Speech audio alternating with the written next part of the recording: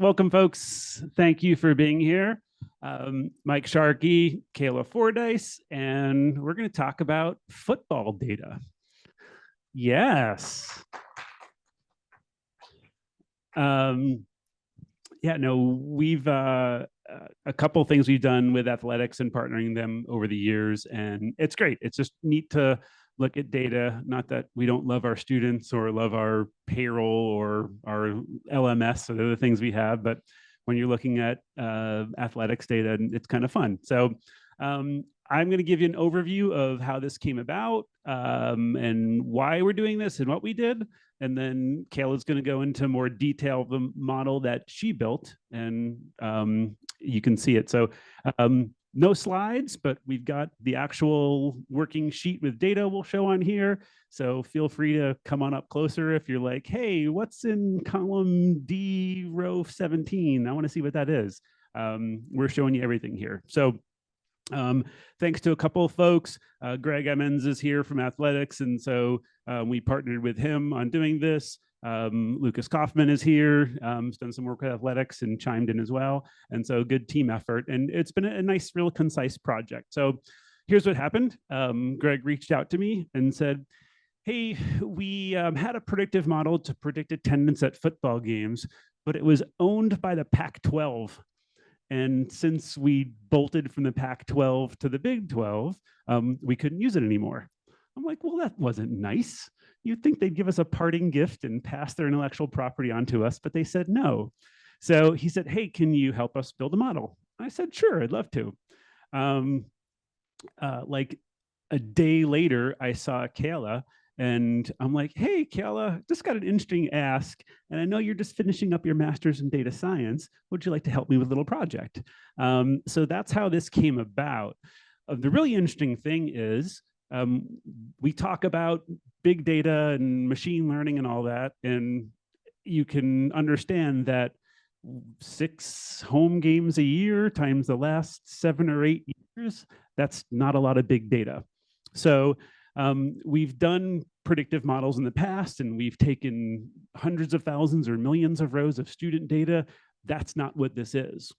Also, in working with athletics, we're not going to say, hey, we built this great model and go get access to SageMaker and look at the outputs and train the model every week. Like, this is going to be looked at by folks in athletics that don't have data scientists to do this. So we talked about the structure, and we said a couple of things. So first, since we're not doing big data, we need to think about this from a regression standpoint, where you can use more traditional mathematical models that will fit data. So like a lot of models use, you've got a lot of features.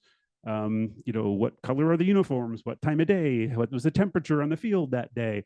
You have all these features you bring in, and those are variables, just like you have y equals mx plus b. You have all these different variables in your function, and you want to fit based on the past games that we've had.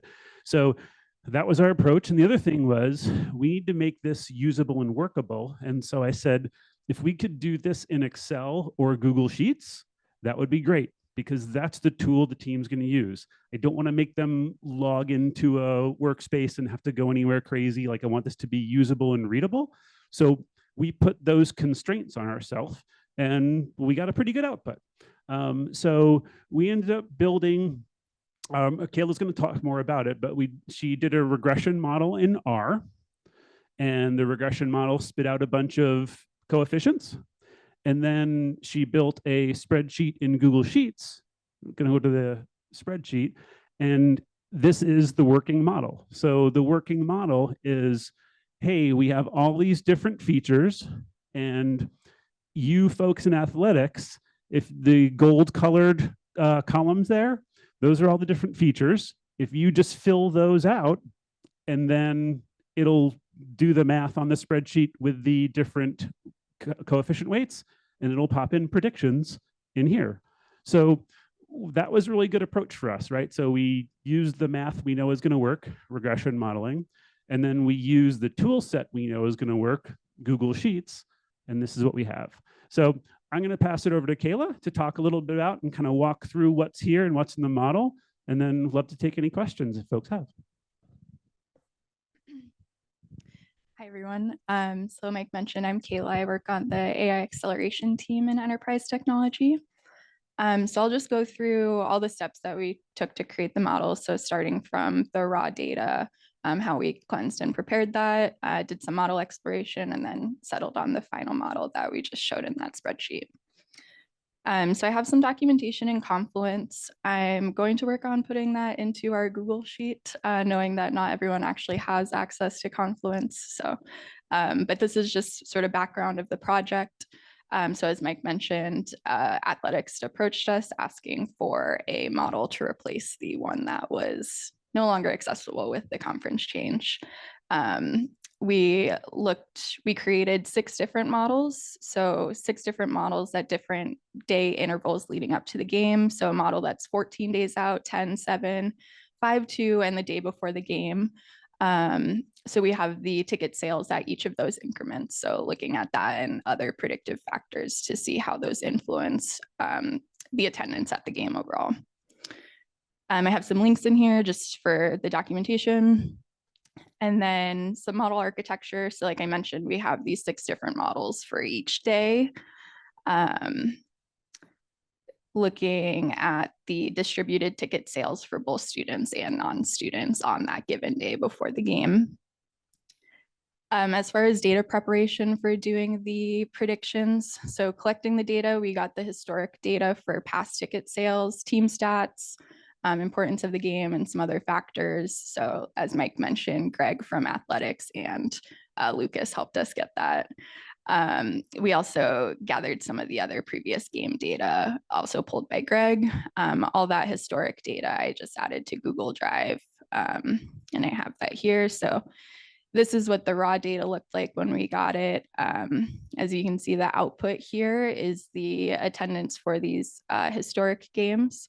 The dates of the games. We have some other variables in here, such as if that game was in the conference or not, who the opponent was, opponent conference, day of the week, time, weather, if it was family weekend, homecoming, who the coach was, all this good stuff. Oh, it is not this much. It's 47 rows of data. So starting from 2017, there's some extra ones in here for the 2024 season, which is what we were predicting. So there's really just like 41 actual rows of data that we used for the training. So Mike said not a huge data problem, very limited data sets, but made it still pretty interesting. So that was the raw data we got for cleansing and preparing it to use in a model. Created some standardized data formats, and then also created some numeric values to replace some of the categorical stuff so that we could use it in a model. So I did that in R, which I know isn't the most sophisticated tool, but it is what I was comfortable with. And especially since it is not too many records, it worked for this use case. So took the raw data that we got, I created some additional variables. So one that was really important was the distance from Tempe. So for the opponent, I found their zip code that the school was in, and then calculated a distance variable that looks at, like, as the crow flies, mileage from Tempe. So that was used as a predictor to say, like, if it's a closer opponent, more people would attend here. And then some other stuff in here. If people have questions at the end, I can go into more detail of other variables that we used and how I prepped the data. There's some other stuff here of just creating some categorical and numerical variables that would be used, and then creating the final data set for training, and then filtering out the rows that were in 2024. So we were only looking to train on the previous, like the historic data. And then going back here. And then doing model exploration and feature selection. So we did explore a couple different models. I looked at some more complicated models such as random forest, but given the constraints that Mike mentioned before of wanting it to be in Google Sheets, Regression was what we ended up with, just to be able to have those coefficients and create a calculation that was accessible to people without like data tools. So the first step I did was lasso regression for each of the 6 separate models. And that was used to identify the important features. So things that would be important in the prediction calculations. So lasso regression is just a form of linear regression, but allows you to do feature selection and identify things that are actually contributing to the predicted output. So what we found with that is that for the different models, different features were important, which seemed a little iffy. So basically what we did was the outputs of all the lasso regressions, any of the features that were identified as important for any of the models, took those and then created a linear regression as the final model. And so I can show that here. So just to visualize that. So this was the original output of the lasso regressions for each of the 6-day models. And then this was just a test one with generic, like not a certain day before the game. But you can see for each of the days before the game, different features were important. So like, for example, the day of the game was important in the 10, 7, 2 and 1 day models, but didn't come up for 5 and 14, or like ASU ranked was only important for these 2. So that's what I mean when I say that I ran the lasso regressions, identified the features that were important for any of these. And then in the final linear model, just used all of them for all of the models. So like day, even though it wasn't identified in the lasso regression for 14 day, we used that in the final linear.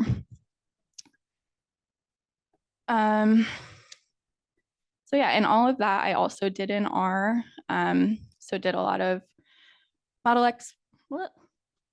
the model exploration here. So just a bunch of stuff in here of me playing around with different options.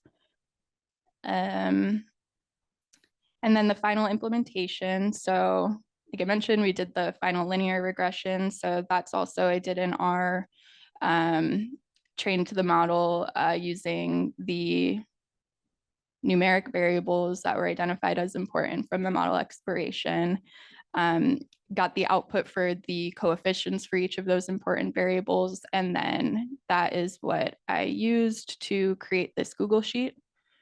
And those coefficients are stored here. So for the important variables that were included were like the day that the game was on. So that's like a Friday or Saturday game, the distance from Tempe, whether ASU is ranked or not, the performance category that ASU is in relation to the conference. So I can get into that in a second as well. And then their performance category for only home games, whether they won the previous game, the hour of kickoff. So like if the game was at 7:30, the kickoff hour would be 7. So basically just stripping off the minutes for that. Whether or not the game's on family weekend, if the game is the last one that students can attend at home for the season, and then also whether it was fall break or not.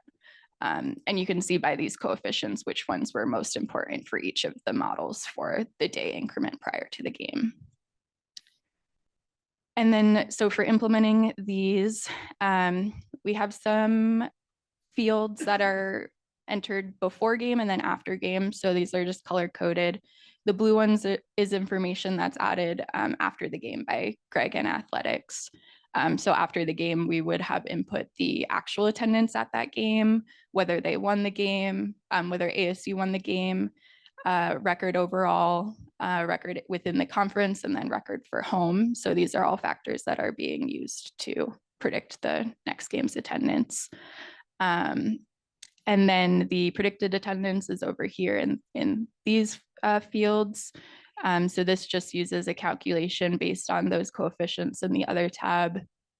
I put them in a separate tab so that as I was playing around and changing the coefficients and what models we were using, I wouldn't have to go through each and every cell in here and change the numbers there. So that's why it's referencing the separate tab.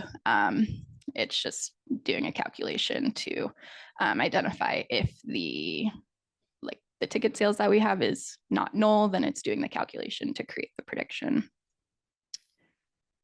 So we do that. There's different rows here for each of the 6 different models. So 2 weeks out from the game, Greg would go in and enter the ticket sales. So the non-student and student tickets just sums up to the total tickets, and then also edit some of these other variables. It's almost lunchtime. And then so variables such as the weather and whether or not it's family weekend and homecoming and stuff like that. So this is the predicted attendance based on the linear model and the model coefficients from this other tab. And then after the game, there's just fields here to calculate how well the model performed. So the actual person head count difference and then the percentage difference. And you can see there's different success rates for the model as we go over time. We're still planning and brainstorming ways to make it better. So this is just a first iteration, a first stab, if you will. What else was I gonna share? So yeah, we did see for the most recent game against UCF, the predicted attendance was over by about 5,000 people, about 10%. So Mike and I were just talking before, and we have some time with Greg as well to talk about some other variables that we could include that could potentially influence that and make it better over time as well. So the Utah game below, that's a, so that the percent change from week to week. Yeah. So starting like the 2 weeks out from the game is about 2.7% away. It kind of gets closer and closer and then gets a little bit further away. So we're still working on kind of like refining that and making it better and more consistent. The other thing I wanted to show, so I have some hidden columns in here. So this, what we have here is more like the pretty display. And then how I set this up was just some stuff in the back end with hidden cells that actually contribute to the calculation. So these cells that I have in black are like based on the record that's being added in this cell. There's some logic here to create a variable that the coefficient in the calculation is multiplying by. And that's just so like someone doesn't have to come in here and rethink like, okay, if their record was 7-2, what category did we put that in? That's just doing this behind the scenes for that. Similar for, oh, there we go, like the distance calculation. So at the beginning of the season, I just identified the zip code for the opponents. I have a validation here for making sure that this zip code falls within the zip code database that I found in Google. So this zip code database doesn't include all like colleges that have their own separate zip code in a town or something. So what we would need to do for that is find the closest major zip code. So that's what this zip code validation is doing, is just making sure that this exists within the latitude longitude database that I was able to find. And then it does the distance calculation in the back end. And then, yeah, there's just some other things that also do some just back-end calculations in order for the calculations to pull a numeric value. So just stuff behind the scenes that no one else needs to see. Does anyone have any questions? Tyler? Yeah, I'm just curious, probably more of my question. Anybody how well the old Sure. So the question was, how well did the old model do? And we talked about getting within 5%. That was kind of our target when Greg talked to us, which is great because that's what I asked, because I want to know, how much are going to be measured by. Like, don't tell me 0.5%, because if so, go somewhere else. So 5% is our target, right? So at 50,000 students, you're off by 2,500. And one thing we didn't mention is, why do they need this? So one of the bigger things is staffing and concessions. So they want to know what the attendance is going to be so they can staff properly. So that's the biggest one. You have a question?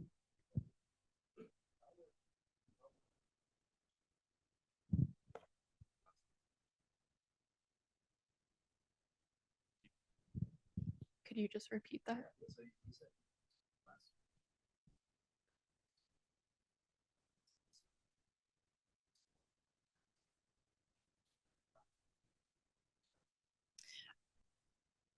Yeah, I did some cross-validation just during the model exploration, but like you said, it's a very limited data set. So there wasn't anything like super complex that I did. It was just, I can show you in R what I had done if you're interested.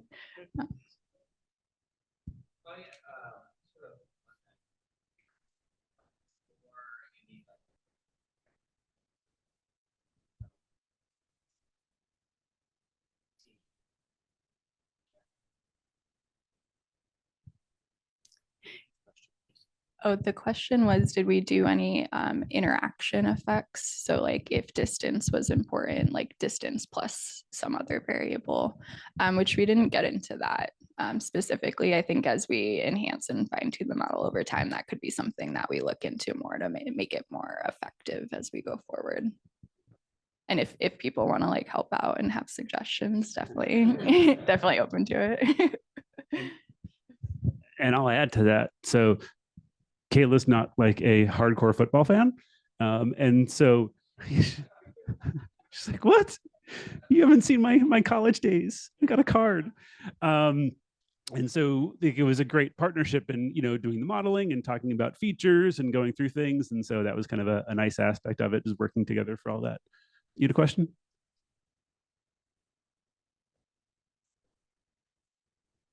But what external events, in what way?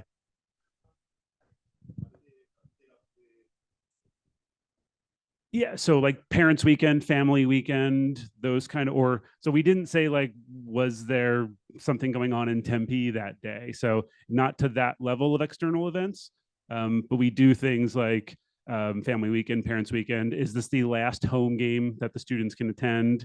So those things we know will impact it. But fall break is in there.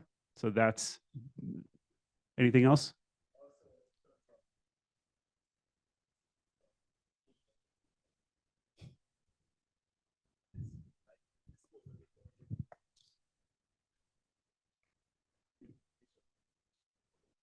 So in the other comment was about income and how that comes into play, because people need to afford tickets.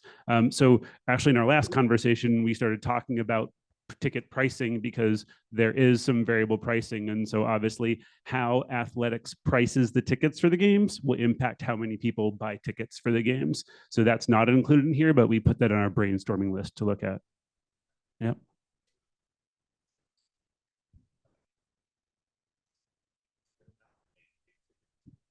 Yes. So the question was, is there a separation between student tickets and paid tickets? Yes. Yes, we do have a separate field for the student versus non-student tickets. So the student tickets typically only start going out 5 days before the game. So when we originally started doing the modeling for it, we just had 1, 2, 7, 10, and 14 days before games.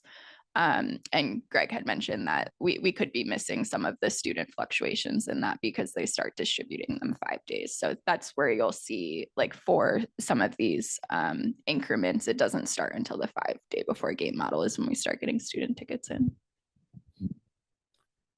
Question in the back?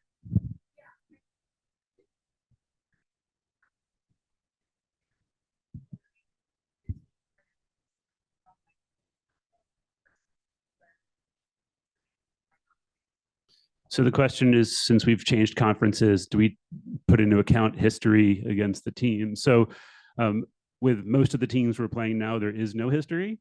So we do have the opponent who we're playing in there. So for something like Arizona, obviously it's going to have a big impact. But for other teams, it's not going to, because we've never played Kansas State or UCF before. So that's one of the downsides of a small data set, is you don't have that kind of history to build into it. Yeah. Mary, do you have a question? Okay. Yeah. We have, it's interesting. We have the opponent itself, but then we also have that distance, right? So like somebody like a BYU, who we may not have played in a while, but we know that there's a big draw and they're close by. So, Dave.